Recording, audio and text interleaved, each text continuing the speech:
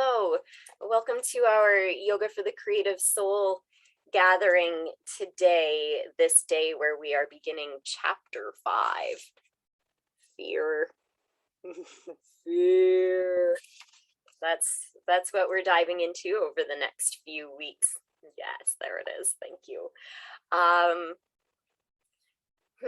Before we get rolling, I want to acknowledge that we are privileged to live, work, and create on the lands, airs, and waterways that have been protected for time immemorial by the original peoples, and to also acknowledge our responsibility to work with the Indigenous peoples to continue to protect these lands, airs, and waterways for ourselves, the creatures and plant life that live here, as well as future generations. Fear, eh? Like, even in doing a bit of the land acknowledgement and thinking of the mass genocide that has occurred in most countries in the name of colonization, capitalism, consumerism, we feel that fear bubble up inside of us. There's a lot of strong emotional content that lives alongside injustice and devastation. The fear that we'll be working with in these weeks to come will butt up against that, but we'll also work with and acknowledge the ways in which fear is insidious in our lives, the way it slips in to these everyday places. In Canada, they called an election. In this country, they're allowed 6 weeks to campaign. Can you imagine, those of you from other countries, what it would be like if you only had to deal with campaigning for 6 weeks? It's a whole different world, and thank goodness we have that law in place. But that triggers all kinds of fears of the future, fears of the so-called correct way to vote, and for those with a broader perspective, fear of the system, right? Because as long as we're in the system you can't change a system from within its own system. It just doesn't work that way. So fears, and we'll play with fear, we'll dance with fear, we'll get to know fear over these weeks to come. But I want to give fear context in the way that yoga gives fear context.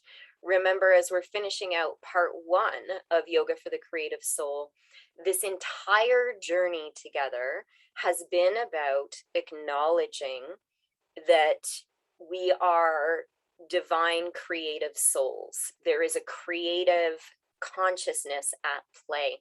Those of you who weren't in the meeting live weren't privy to the check-in, but during the check-in we touched a little bit on collective consciousness.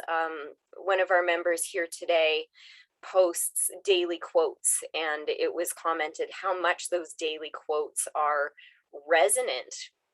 It just seems the right quote comes through on the right day. We have this connection with each other, and the member who was actually reflecting this, I didn't say this in the check-in, but the person saying, and it always just seems to be the right quote on the right day, is doing art a day, or was doing art a day, along with other people who were also posting their creative and expressive works. And what you could see if you were kind of following these same people at the same time is that even though they weren't contacting each other, what was coming through them in their art a day were resonant themes and resonant symbols.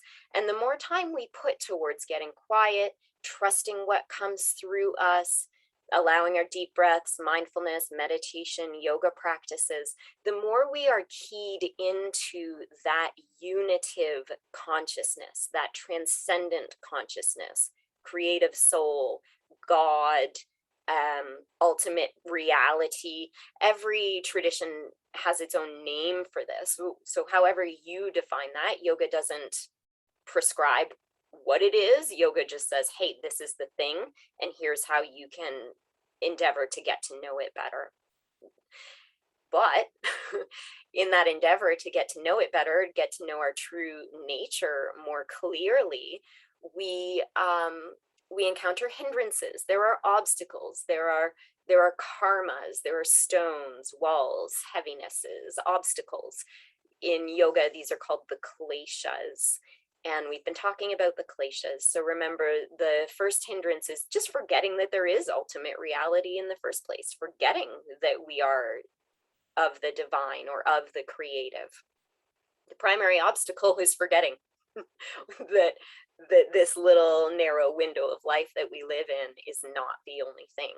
We forget the unchanging.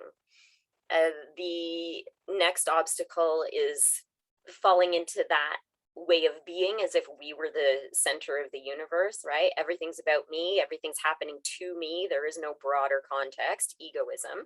And this lands as narcissism a lot, but the people who tend to be practicing within this group, it's unlikely that it's landing as narcissism outside of your trauma. Our trauma definitely lives in a narcissistic place. Our attachment wounds make us narcissistic, but we're probably not sociopaths the way narcissists are. Most people experience egoism as self-loathing, self-criticism, anxiety, right? Those fears and negative self-talk keep us focused on ourselves overly, so we're not able to connect into that unchanging unitive reality.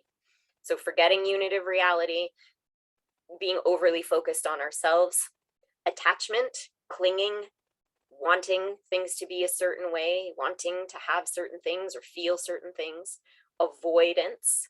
I don't like that. I don't want that. I want it to be different. I hate that. That's disgusting. Yuck. No more of that. And the fixation on the things we don't want or wanting to avoid those things. And then number 5, fear. Here is where we are. And abhinivesha is the Sanskrit word for this fear. And in its translation, it is fear of death. But most of us aren't walking around with a conscious fear of death all day. Most of us can acknowledge that we fear change, especially unwanted change, unwelcome change. But even positive change is scary. It's the death of the known, right? It's the death of the familiar. When we face the death of the body we're inhabiting right now, we are facing the unknown. Asterisk, if we do the practices that yoga lays out in book 2, we actually come closer to a realization of what is going on outside of the physical body. Physical death becomes less of a mystery through this practice. And asterisk, right? Yoga gives us the tools to look into the mystery. But for most of us, we don't want the unknown, and the nervous system, our autonomics, is highly responsive to the unknown. If you don't believe me, just try putting your toothbrush in a different quadrant to start brushing your teeth. And even there, I went to the same place. When I try to start on my upper teeth, it's like I don't even know how my wrist works anymore. How do I even do that? And that's just a simple little thing. So imagine a big change, like a career change, a relationship change, moving homes. The nervous system can barely cope with it. So this fear of death or change is built into us in a very primitive way. And that's Elgili Butera book on yoga therapy that teaches differentiating the nervous system through our movement system is actually giving us a lot of psychological and spiritual coping skills as well. Just simple little things, if you vary them, like putting on the sock on your left foot first instead of your right foot, or walking backwards from your living room to your kitchen, assuming there's no stairs involved. These little changes in your everyday life support that transformation of facing the unknown, of facing change. Facing death is a little deeper, and we probably will get into that as we go through our a chapter together. Someone wrote in the comments that Charlie Watt from the Rolling Stones, that her experience of facing death as a possibility any day, he really drove home that message. And many of us have experienced sudden losses that drive home that idea that life is precious, and basking in who we truly are in the everyday gives us the courage to face the end of this life, right? At least, and a psychological technique I'll use as well if I'm making a decision is the on my deathbed question. On my deathbed, will I be glad I did this or glad I did that? On my deathbed, this is the kind of person I want to be. On my deathbed, I will have wished that I responded to this situation thusly. And so thinking of my future self helps me be more true in my current self. And that's some of the practice that we're going to do together today, is facing that version of ourself that we truly want to be, and exploring some of the obstacles there.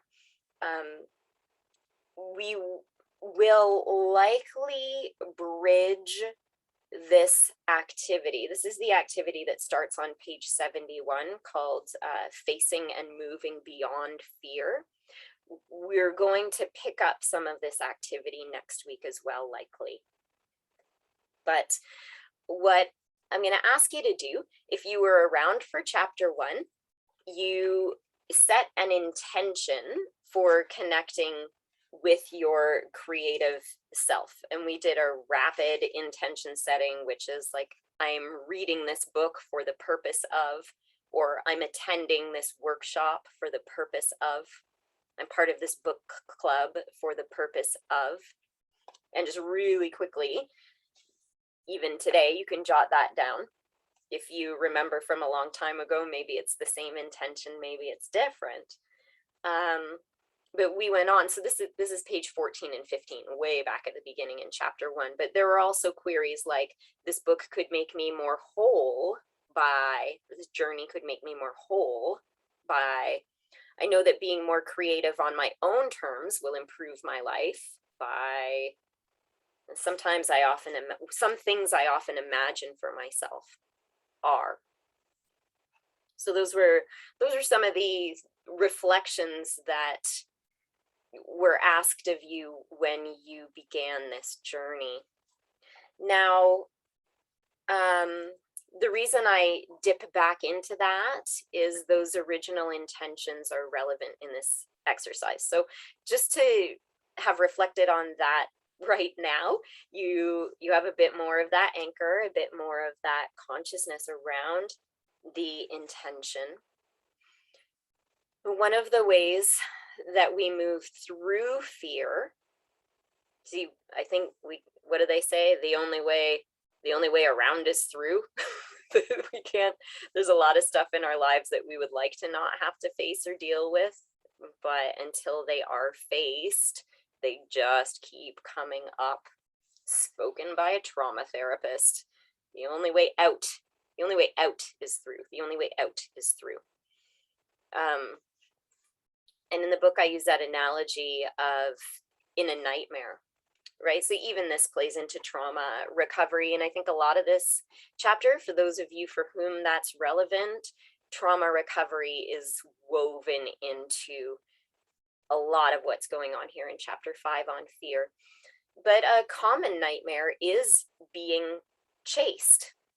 And in that nightmare, we can have that nightmare. And in my nightmare of being chased, I'm not tripping on things.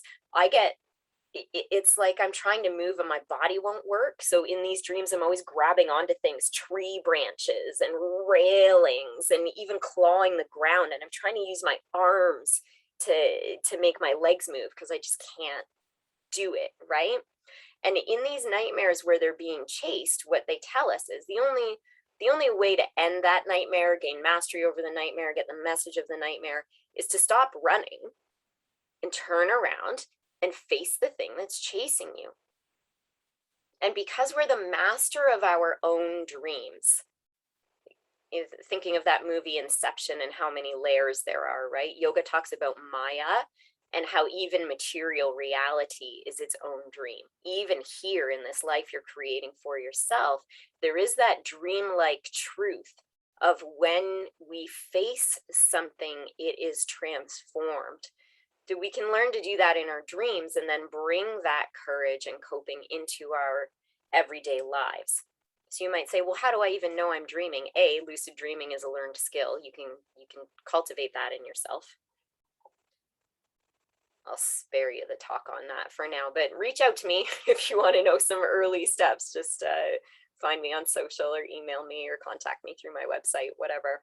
I'll tell you, it's pretty simple. And we can come conscious in the dreams, but even just falling asleep with that intention of like, if I'm afraid of something, I'm going to face it. And your dream self will remember the intention. I promise that's true.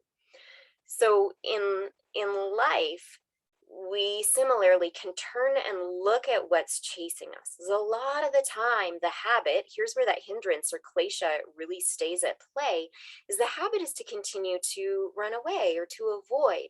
When yoga teaches us to plant ourselves, a little Tadasana mountain pose, stand strong and grounded and embodied in the energies of all that supports us, and look at that thing.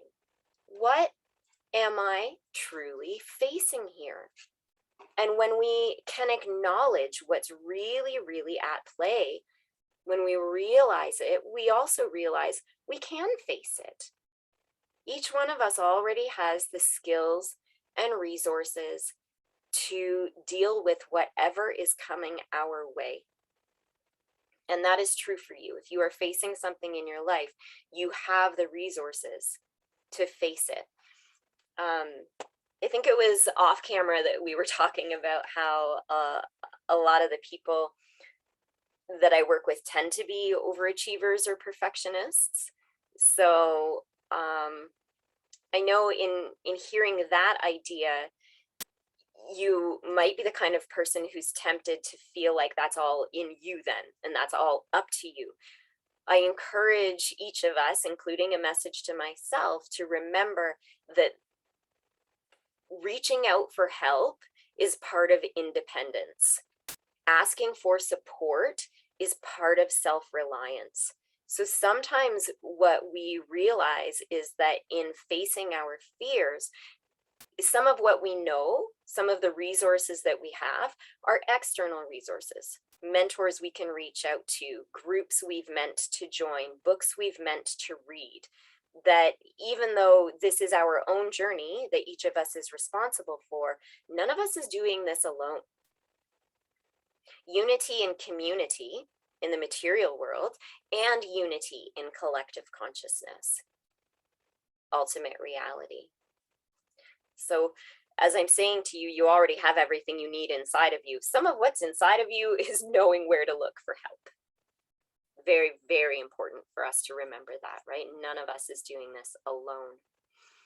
So we'll dig into this activity. We've called upon that previous intention. We'll call upon the desire to be more creative, whether that's creative in an artistic pursuit or simply the creating ourselves as a person, creating the life we want to live. And holding that intention in mind, let's give ourselves a few deep breaths.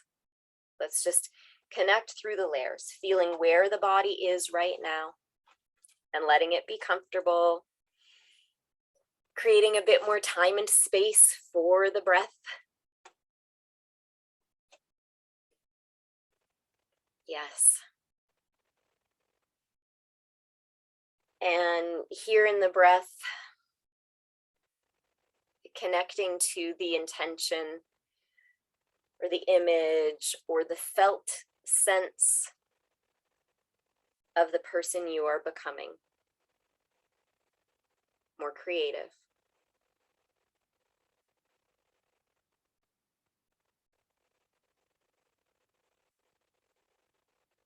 Scanning the layers of our being one more time, noticing body, Noticing breath, thoughts, feelings.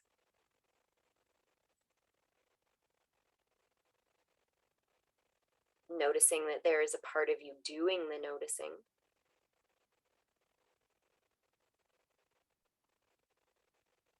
And acknowledging your connection to your divine transcendent self, or transcendent reality. And the first part of this activity is a writing exercise, but you can do this by doodling symbols or representations. If you're feeling more movement-based today, you can even move this out. The instruction is to write it down, and we're going to take 1 minute. I have a timer ready to go here for us. We're going to take 1 minute and jot down as many answers to this question as possible. It's okay if you repeat yourself. The idea is that you keep your writing implement moving. So if you wind up saying the same thing 20 times in this 60 seconds, that's okay. Don't block yourself. Keep the pen moving. And here we go. It's a fill in the blank. If I indulged in more creativity, terrible things could happen, such as, and go. If I indulged in more creativity, terrible things could happen, such as,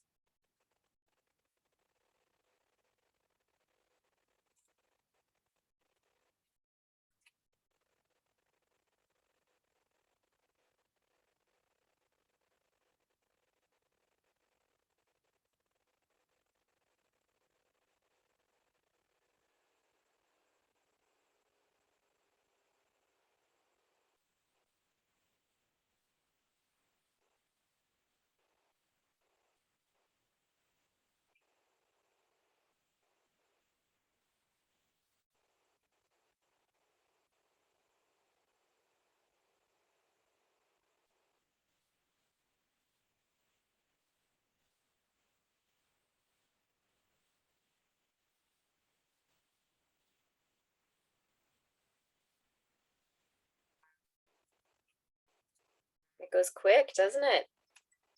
There's your timer going off. And so you're going to stop. And you don't even have to look at the list right now. Let's just take a few breaths and acknowledge what is going on physiologically. What are you feeling in your body right now? How is your heart? How is your breath? Where is there tension? Where is there relaxation? Notice the speed of your thoughts, the content and quality of them, the emotional tone. And what we'll do now is take a few cleansing breaths, and we're going to do this like a lion pose. Remember, lion pose is gathering our strength and making a fearsome face. As we exhale forcefully, you can imagine that fearsome face is scaring your fears away. And we're always responsible for our energy. Wherever the unwanted energy goes, it goes to an element, into the ground, into the wind, into fire, into water, because the elements have transformative power. So we're not just like empaths around the world. Thank you for being responsible for your energy instead of just sending it back out into collective consciousness as debris, right? So knowing where you're going to send it. I'll guide us through 5 lion breaths because it might take people a minute to get over how weird this is. So fingers spread wide. You can cup your knees with those hands, or you can roar them forward if you want to. Deep breath in. And on the exhale, wide eyes, wide open mouth, tongue comes out. Breathe it in. Courage, courage, courage, strength, strength, strength. Breathe it in.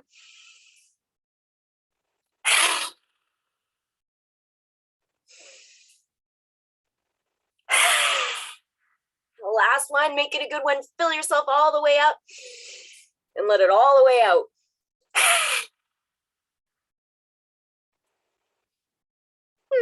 And settle and notice. I know, it's hilarious. Notice, thank you elements for transforming these energies. Feel your body, your sense of embodiment. How is your breath now? What's going on in your physiology? If I were to say to you upregulating or downregulating, you'd probably notice pretty quickly which that was.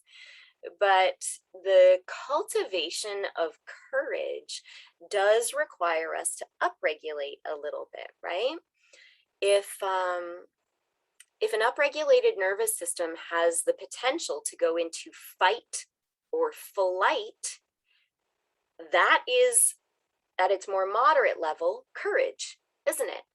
You know, we vilify the sympathetics, fight, flight, freeze, fawn. And for those of us in a trauma recovery journey, heaven knows that upregulation has ruined our lives in many ways. But yoga gives us the power to adapt our sympathetics and our parasympathetics. So there you were, lion's breath, upregulated, courage, transformation, facing fear. And then what do we say? Hey, come back, slow your breath. What do you feel in your body? How is there empowerment in your heart beating a little faster, in your face getting a little flushed? Okay, it's an adaptive system. The sympathetics and parasympathetics are part of our adaptation. It's just that we tend to upregulate, stay upregulated, and then level it up again, right? This Rajasic society, this overexcited, greedy, consumerist, selfish society has programmed us to be too up. But if we're doing it with intention, gathering courage, gathering strength, waking ourselves up, connecting to motivation, and now we've gathered the motivation, let's bring it back in and calm ourselves, holding that virtue of courage with us. That's highly beneficial. So we bring it up in the face of fear, gather the courage, feel the strength in our body's responsiveness, keep the courage, but allow those sympathetics to come into play. Slowing heart, slowing breath, cooling off, believing in ourselves, creating more space between the thoughts as that breath deepens. Okay, so we wrote down some fears. We noticed.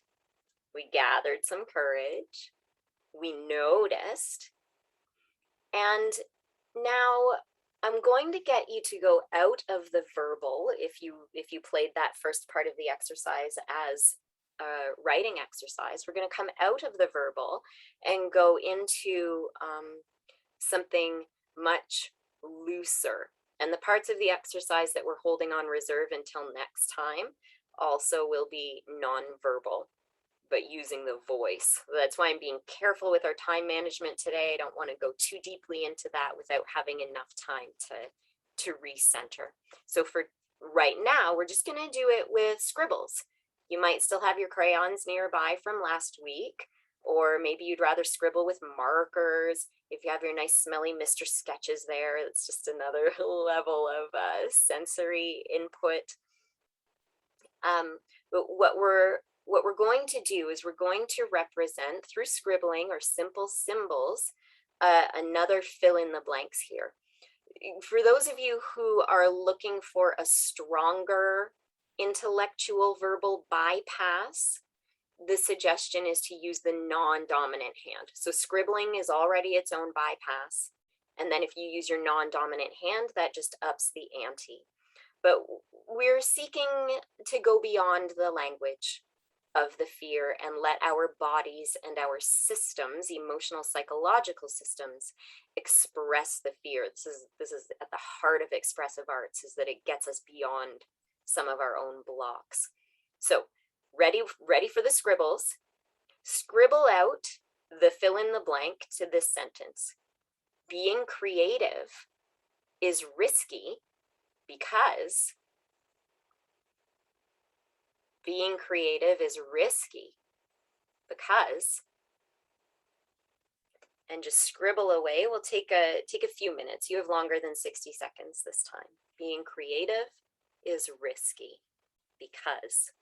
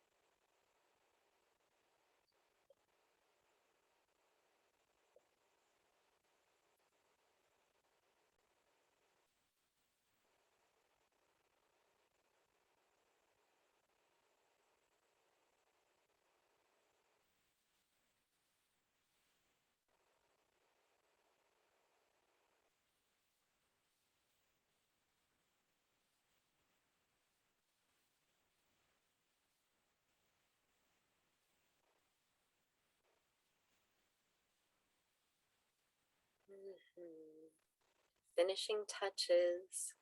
Being creative is risky because any last surges from your body, any scribble formation that hadn't had the chance to get down on the paper yet. And when enough is enough, set down your implement and notice.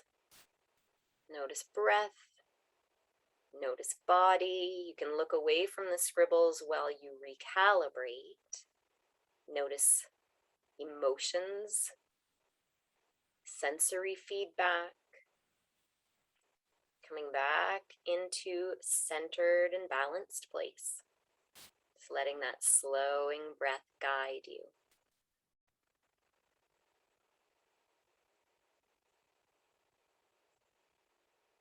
Softening your eyes in their sockets.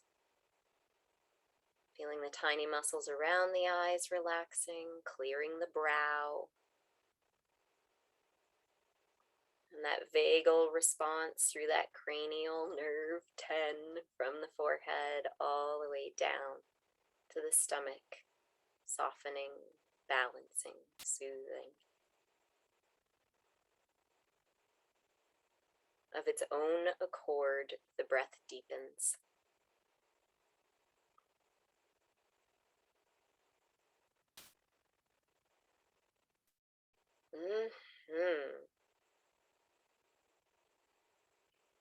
Yes. Now, not just yet, but soon, we're going to regard the scribble. What I ask of you first is to feel that softness in the eyes. Hold that scribble in front of you. And then, very slowly, let those lids lift and look at the scribble. No need to interpret or judge, just notice your physiological responses, your gut sense, what does appear in your mind and emotions. No judgment. Cleansing breath, eyes close, and rotate your drawing 180 degrees so that the next time you open your eyes, you will be looking at it upside down or inverted. Inverted?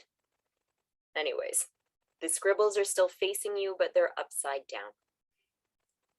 But first, it is breath, it is groundedness, it is a softening through the jaw, inner ear, cheeks, forehead, stomach, softening the eyes, the tiny muscles around the eyes.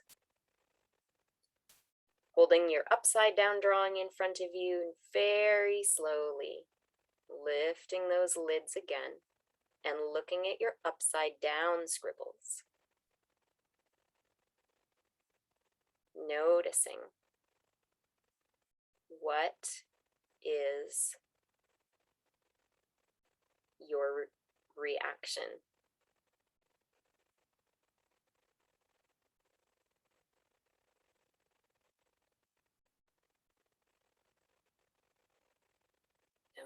Noticing. Reaction in breath, thoughts that come to mind, somatic responses.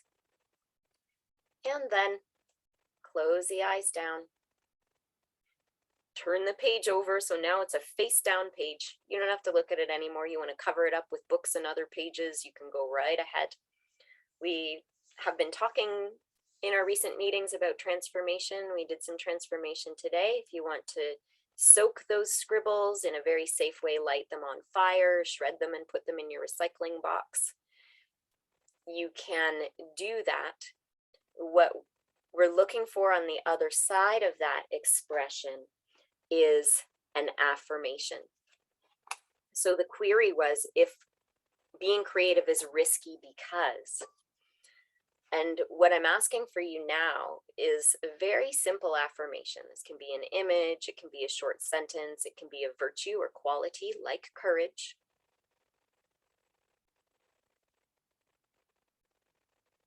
And let's take that affirming state, virtue, mantra, symbol, and as we breathe in that affirmation, let's give ourselves some height. You can stand right up if you feel like it, or just do this from seated, but we're lifting and we're growing out the fingers, spine, legs and toes. And then we'll give that length a little twist, revolving around, looking as far around as your eyeballs can look, shifting perspective through this movement and coming around the other way. Height is there, revolution is there, twisting and looking, not just through the spine, but also through the eyeballs. And back to center. Give it a little lateral, breathing into the open space of the lifted side, feeling that state, that affirmation fill the lungs, distributed to the entire body. And over to the other side. Breathing in, each lung might operate in her own way.